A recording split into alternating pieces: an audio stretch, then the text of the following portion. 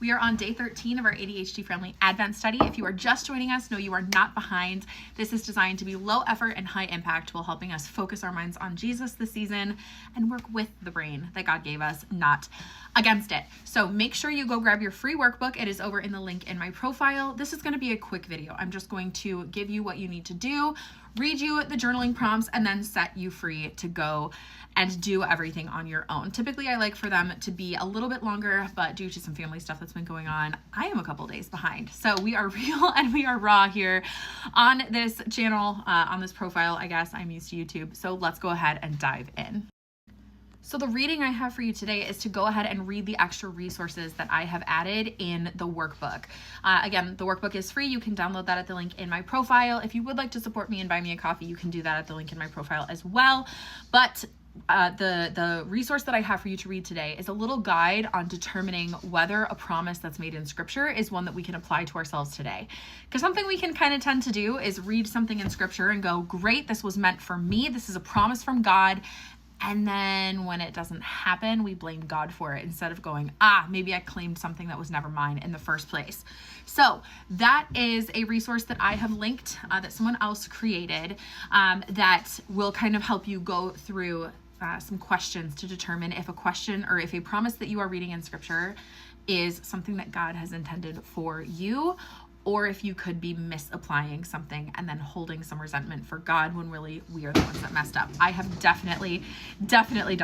Once you've done that, there are 4 journaling prompts for today. So what I would love to encourage you to do is to grab your literal physical journal. Actually, this is the one that I got for this year. I decided I wanted a bound one instead of the disc bound one that I've been using for a while.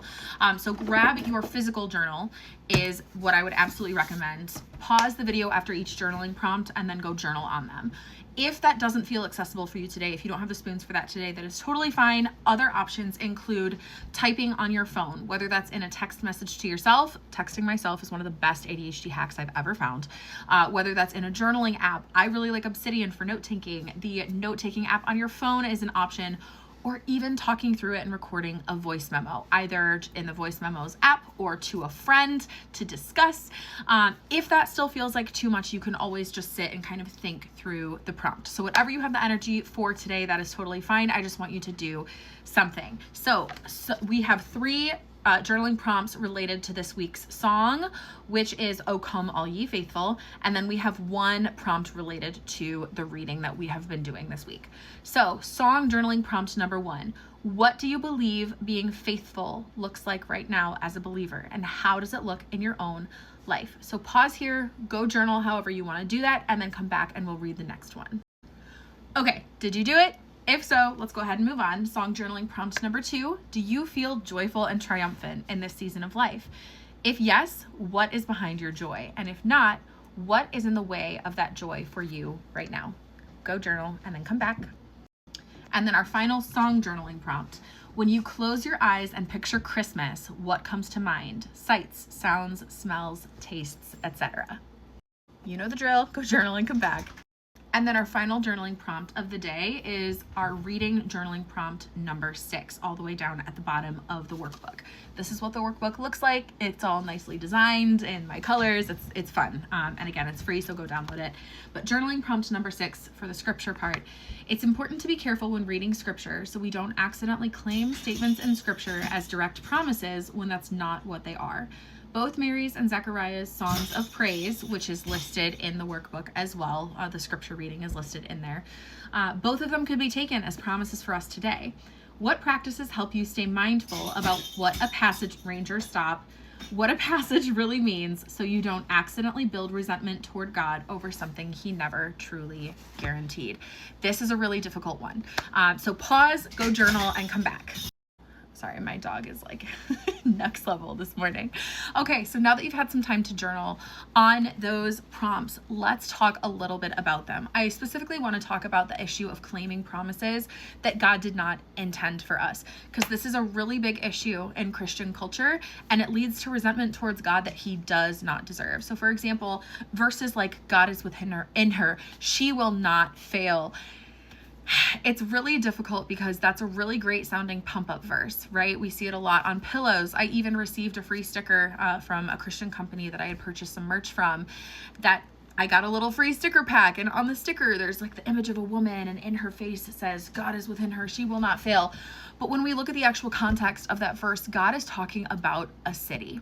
He is not saying you can apply my words however they appear exactly to your life. Context, the historical context, the cultural context, what the original words mean, all of it is very, very important. Now, we can pull principles and characteristics of God out of any scripture, and we can use those to inform our view of God and what we can expect from him.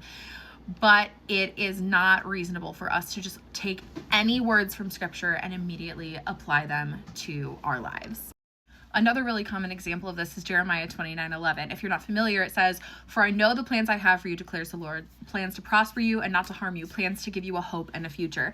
And this is very often used, just like that God is within her, she will not fail verse, as kind of like Jesus flavored pump up vibes. It's said at graduations, it's on cards, it's on posters, and people tend to take it as God telling us, I plan to prosper you. But when we look at the context of that verse, when we look at the historical context, the cultural context, what the original words mean, all of that, the prophet Jeremiah is saying these things from God. God is speaking these things through Jeremiah to a people who had been taken from their country and enslaved.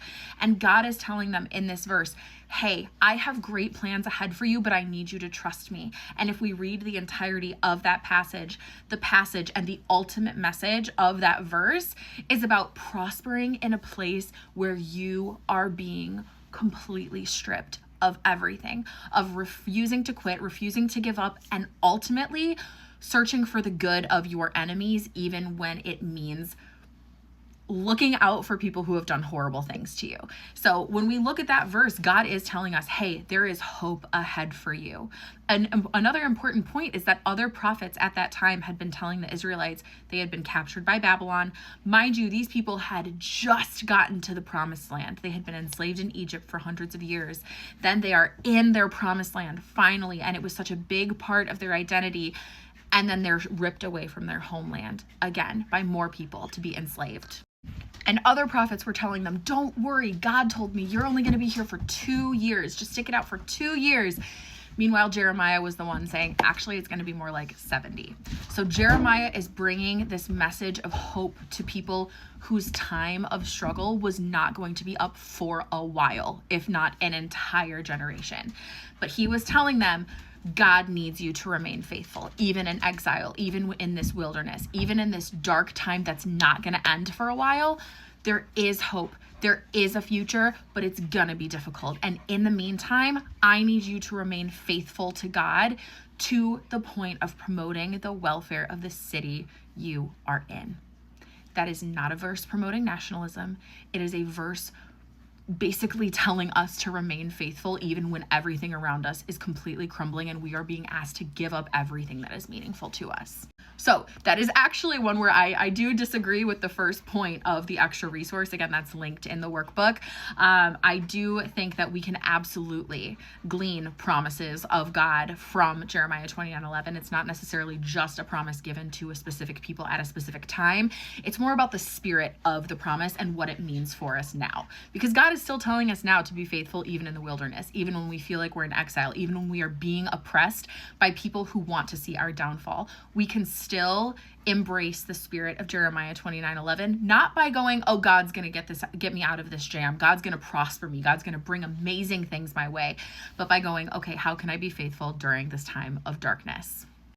Okay, that is all I have for you today. I will see you tomorrow. These videos do get uploaded as podcast episodes if you are more even audio kind of a gal.